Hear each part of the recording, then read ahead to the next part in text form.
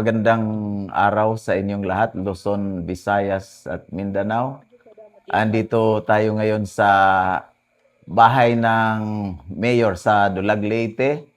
Pinapasalamatan ko lahat yung mga nagsuporta sa ating Mayor sa ating bayan. Kaya sa lahat nagsuporta sa amin, salamat uli sa inyo.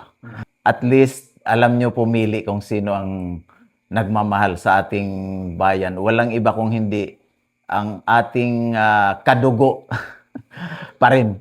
Dito ako, sa katunayan, dito ako natutulog kay Mayor noon. Kami kapatid niya si Jeffrey. At saka sa butihing may bahay ng ating Mayor, si Maymay, si Marinil. Nagpapasalamat din kami lahat sa inyo. Kasi nung una, Mm. barangay captain ako dito sa barangay namin, barangay captain dito sa barangay Barbo si Kuya Dick. Mhm. So kapag nag-iinuman kami, dito na kami natutulog. So nag-i-enjoy, so bawal na umuwi. Yeah.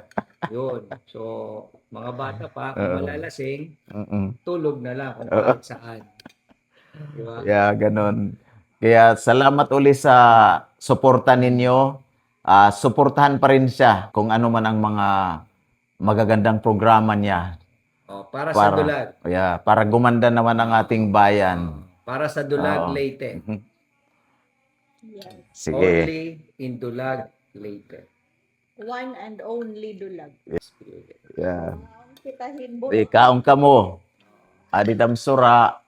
Tamsura, pinobre, Makahiridlaw. Burot. yung gulay namin may saluyot at saka kalubasa. Karubasa. Karubasa, saluyot. Kain tayo. Kita. Mangaong kita. Ibala. Nagbablog kami, Mayora. May bisita na ako. Teka nga US. Diba? Sige na, go. Mga tutorial. Adi kasi nakapasyente, kailangan ko i-monitor. So, adi. Kailangan mo i-extrovert para makuha mo ang product. Naghang ka kasi. Sumulat at sulo.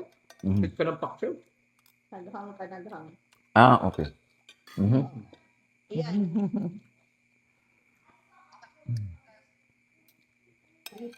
Wait lang, parang anay na good. Wait.